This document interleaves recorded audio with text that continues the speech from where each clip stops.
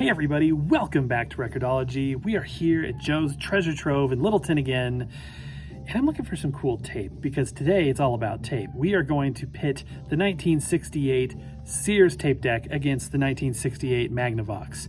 You're not going to want to miss this.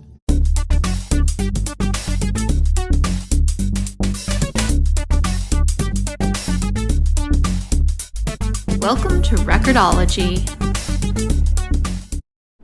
Okay, let's meet the contenders. On the left, we have the 1968 Sears, which was manufactured by Sanyo. And on the right, we have the 1968 Magnavox, which was manufactured by Panasonic. And it's totally a coincidence I ended up with two, and it's totally a coincidence that they both happen to be from the same year, 1968. But that really was the peak or the apex of home use magnetic tape, I would say, before other formats such as compact cassette, 8-track would come and sort of push this to the side. This is very involved. It's always been very expensive compared to other formats, but it will yield high fidelity like you have never heard before. Even with consumer equipment like this, these are these are not professional. These are consumer, just for home use. You know what I mean? Like very modest, in the scheme of things. But you can hook this up to your hi-fi and you will yield audio that is amazing. And it sounds even better than a good vinyl record, in my opinion.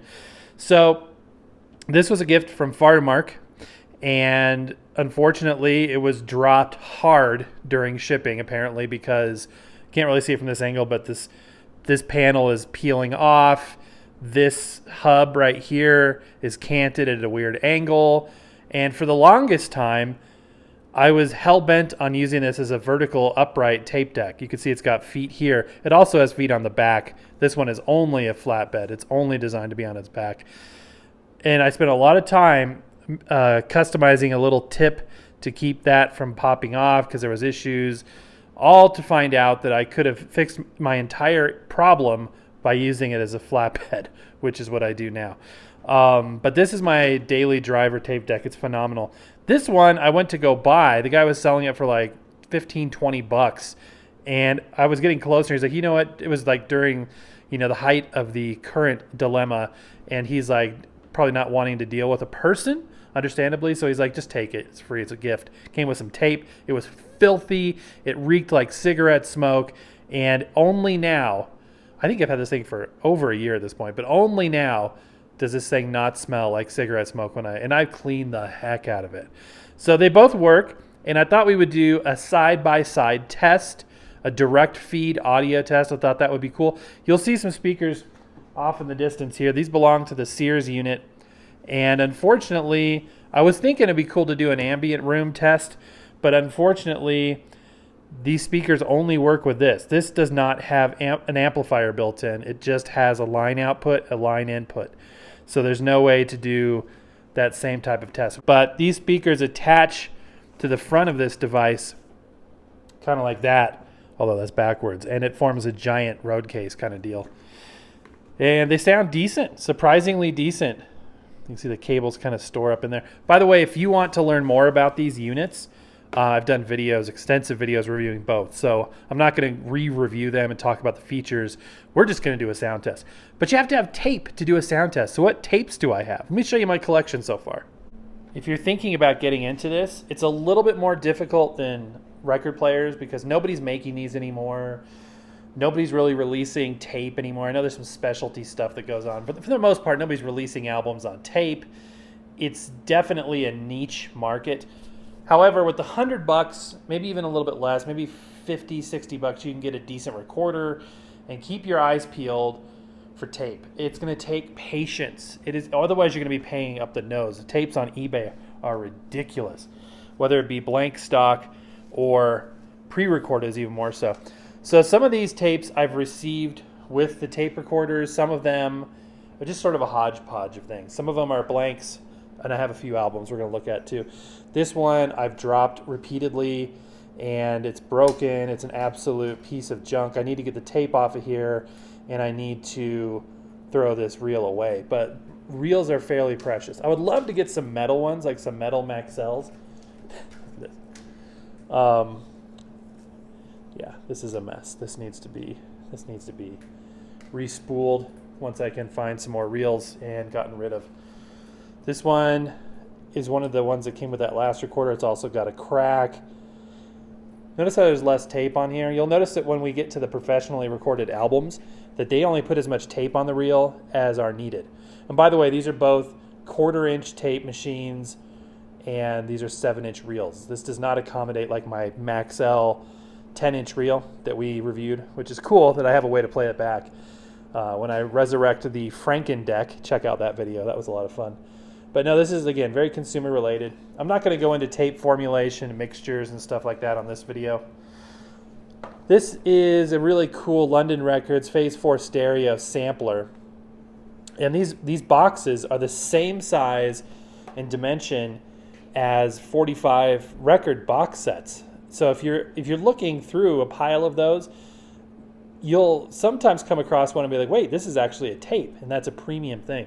And again, finding these things in the wild is tough. It's not impossible, but it's taken me some time to put this collection together, and it's a pretty modest one. But let's open it up here. Pretty typical is that again, they put as much tape on there as they need. This one actually is filled out pretty nicely, although the hub is massive. And then the top label, they usually put a sticker label on the top. So it's very indicative of a professionally recorded album. And it's interesting too, they do show the type of tape that's used, which is interesting. It's pretty common for them to advertise that information. It's kind of unlike other media types. This is a blank reel on Scotch Magnetic 203. You'll start to develop favorites. Really, really old magnetic tape was on an acetate base, and then from there they went to Mylar. Mylar is the same material as those metallic balloons, like Happy Birthday balloons that have a shiny metallic. That's a really good material for tape because it doesn't stretch. It's completely brittle if you snap it if you pull too hard, so it doesn't stretch. It also takes coatings very well. This is a cool album. This is from 1957, and I think, is it this one? One of these says that it's on acetate. No, maybe not this one. But this is super cool. Again, this is an audiophile grade, hobby. If you sub-hobby, I guess is what you would say. Because it's more expensive. It's more involved. It's not as user-friendly. It takes time. It's very tactile. But if those are some of the traits that you love about vinyl, then you'll probably like doing this too. This is a cool one. If you have never heard Arthur Lyman, do yourself a favor. It's a real treat to discover his music. It's very ambient. The sound staging, unlike records that do not have completely discrete left and right stereo tracks, tape does. There is nothing crossing over between the left and right channel. It is completely independent channeling, which I think adds to the sound staging and the high fidelity nature of tape. I think it's a really good thing. This one is spooled on a generic reel, which kind of worried me when I first got it, but I only paid like $4 for it. So I was like, it's worth the gamble. In worst case, I end up with a blank reel. But no, that is the album spooled on there. You may be saying to yourself, well, what about 3-channel tape, which is what was used professionally in the studio? This is not when you hear of a tape recording in the studio, they were not using 1/4-inch consumer tape. They were using usually 1/2-inch 3-track tape. So you'd have a discrete left channel, a discrete right channel, and a discrete center channel where the vocals were mixed to, in most cases. And with stereo tape, you can get that center channel via the way that they pan and master the channels, so you get a phantom 3rd channel right down the center. So it still sounds like you have 3-track audio, even though it's only a 2-track media. But for mixing purposes, it's important to really separate those channels out so that if they want to remaster stuff, like in the case of Patsy Cline, they would use 3-track tape so that later when they would do overdubbing, if they wanted to put new background music to it but still keep the vocal, they could literally just use the center vocal track, which was independent from the music. So pretty slick. I picked this thing up yesterday at a thrift store. First and probably only time I'll ever find magnetic tape, an actual professional album, at a thrift store. I've not even listened to this yet. Mantovani, it does have the label, indicative large hub. Yeah, really excited. Let's see what we got here. Here's another blank. This is Dynarange tape, by the way. This is very good tape. It's very dark.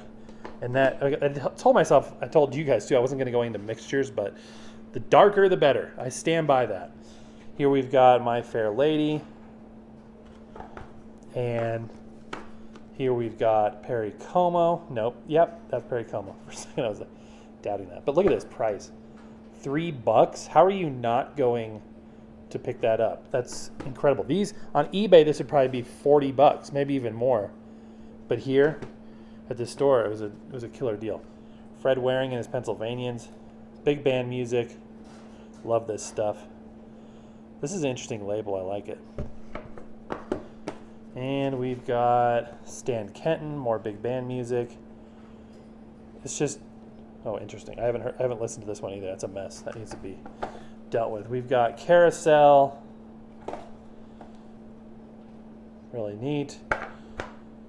You'll see up here 4-track and then 7.5 IPS. That's inches per second. That was sort of the best speed. The faster the better, by the way. With all analog media, the more the merrier. The more real estate, the faster, the more contact that's made with whatever the recording media is, the higher quality sound. So in the case of tape, the bigger the tape, the better the sound.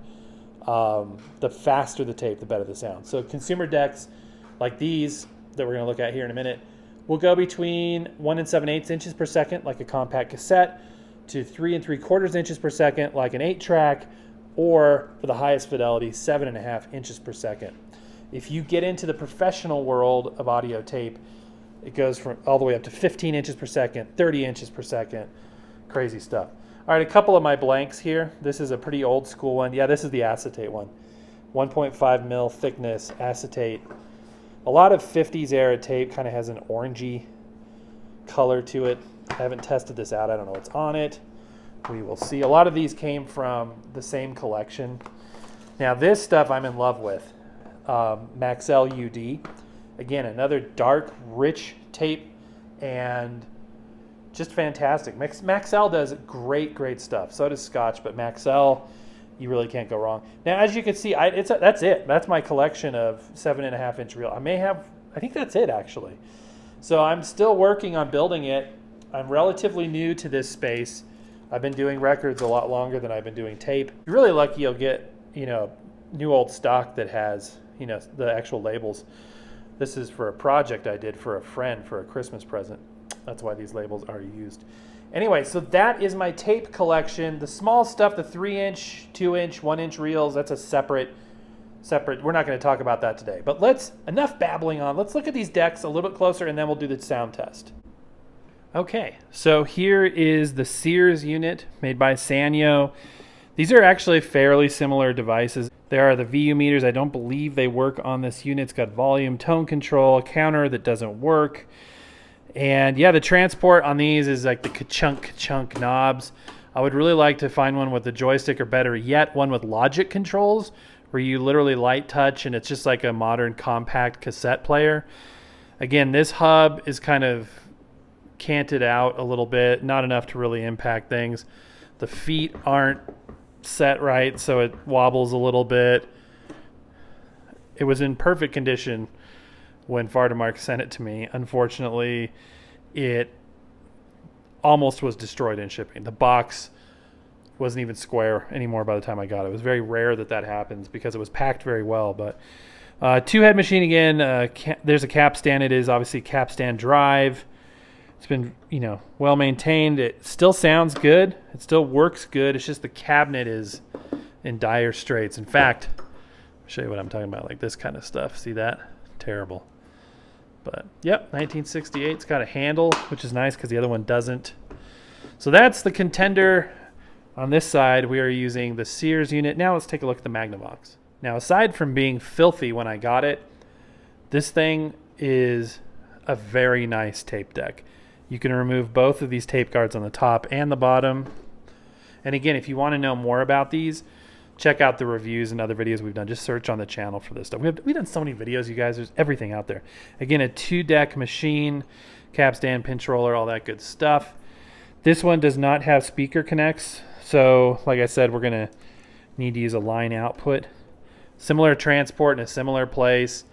Does have microphone inputs. This is a 4-track machine. Now, another thing that you need to keep in mind is how the heads are laid out. Both of these machines are 1/4-track stereo, meaning that the heads are not right next to each other. They're overlapped, just like similar to an 8-track.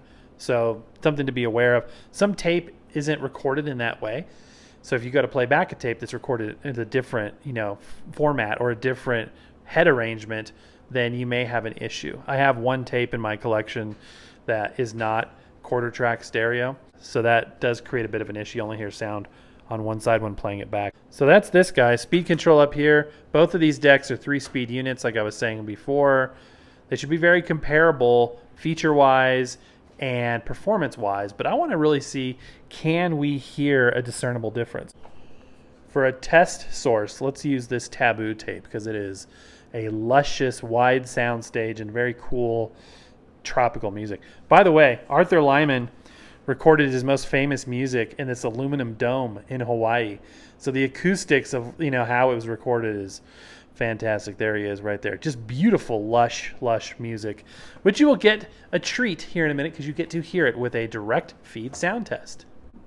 Hey guys, good news and bad news. Good news is I just picked this bad boy up for $4. Irish double play tape. Check out the reel itself. Super cool. I guess the 5-inch version of this reel is somewhat rare. So yeah, look forward to using that in the future, checking that out. Now the bad news is I was going to use this as the first sample to test from, and my take-up hub reel is DOA. So I think the belt just fell off. So I'm going to get in here, take the plinth off, and see if the belt fell off or just needs some coaxing. It's a pretty brittle, stiff, tubular belt. Kind of looks like a piece of licorice. So let's see what we can find out. Okay, we're on studio lights because we ran out of daylight. These things always turn into a bigger effort than you think, right? So taking all the screws off, taking off the knobs, and this one screws on, this one pulls off, and one hidden screw right there under the tape guard. We now can have a look and see what's going on. Oh, okay. It looks like it just fell off. It's this guy right here. And it looks like it just fell off. Why are you on? You shouldn't be on. How are you on? Did I open this up with the power on? No comment. All right. So let's just thread this bad boy back on. Please don't break on me because this is original. This is an original belt. It just fell off of the sprocket holder. Let me zoom in a little bit there. You can see what I'm doing. You can see that it just fell off. It needs to be threaded back around. Okay. Yeah, there we go. Back on again. It's a miracle, that belt. How old is this thing? Like 50-year-old belt? Wasn't anticipating doing a teardown, but there you go. While I've got such easy access to the heads, let's take a peek at those. I will be cleaning both heads, by the way, on these tape decks to give both contenders an equal opportunity at winning. So it's that same head arrangement. So that's good. That means the tape will play the same on both sides. All right, I am going to put everything back together and we'll begin our test finally. Okay, we are ready to rock and roll. Look at that red oxide. It's very much a 50s tape, I'm guessing. I can hear the idler spinning up inside. We're about ready to go. How are we going to do this? So I'm using my Reticus device here with a line input, and we are going to record the digital audio, and then we are going to sync that to the video you are going to see.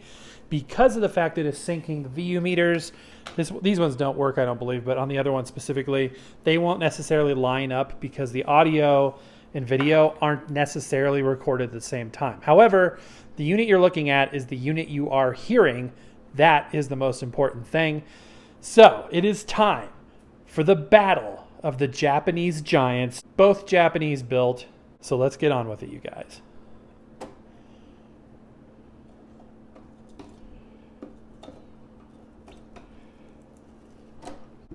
Well, the belt jumped off again, so I had to take the whole thing apart and put it back on.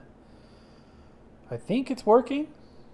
Fingers crossed. It looks like everything is good. It's got a mind of its own. I wonder if as soon as it's under load, if it'll jump again. So let me test that real. So it jumped again. So let's turn it on. It's really weird. In a stop position, it's actually, that's what you hear moving. And then we engage and it throws the belt. That's weird. Okay, so here's what's going on. This actually is unfortunate. So see how there's this much play in these parts right here? This is down to the damage that this unit received in shipping. So what happens is I had put a piece of metal on here to keep this hub from going higher than that, but it is apparently gone missing. And in so doing, there's play in this again. So even laying on its back, as soon as there's tension on this, I'll turn on the unit right now. Let's put it in stop mode, turn the unit on. So that's fine if it's, in standby. But as soon as I engage it in play, watch. See, it jumped up and then it threw the belt. So I'm going to have to jerry-rig something to get this to work for our needs. So what I'm going to do, because we're this far into it, we're not going to quit yet. We're not going to quit yet. I didn't go to college for nothing. Of course, I didn't study anything even remotely like this, but what we're going to do is this. I have an engineering mind. I'm creative. So I'm going to use like a fork or something to keep pressure down. I can't just like push down on this because it needs to rotate. So I am going to put the reel on, and then I am going to use some kind of tonged something to kind of push down and try to keep that hub in position. So let's proof of concept, try this out. Okay, fingers crossed. I really want to be able to do the sound test. I'm keeping kind of everything apart right now in case I have to get back in there. So if I turn if the unit's at stop position there, turning this on, the belt rotates. I'm going to use this spanner. I sense an emerging smirk from my UK viewers that I use that term instead of monkey wrench or adjustable wrench or crescent wrench. It's a spanner. Anyway, I'm going to keep pressure down, slight pressure there. This is pretty flat and it should slide well. Nothing but the finest here on Record-ology. Oh, it's working, guys. And I don't think this will affect the tape speed because the take-up reel isn't driving the tape. That is driving the tape. Okay. Just to be on the safe side, I don't think I'm going to put everything back together before we do the sound test because I want to make sure that I can get in there and fix it quickly. So let me get the audio recorder connected and we'll go to town. Okay, we are recording. And I'm putting this here, and here we go.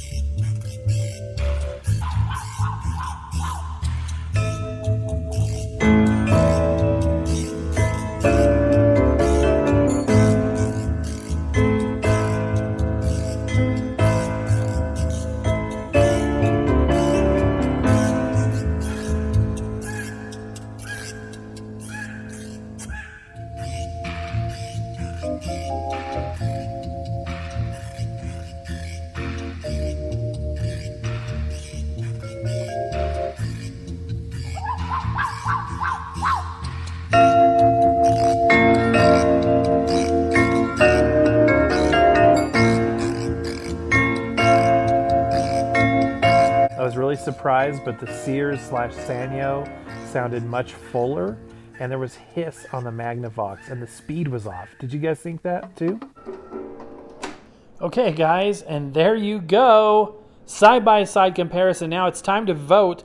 Let me know down below who you thought won this competition, the Battle of the Japanese Giants.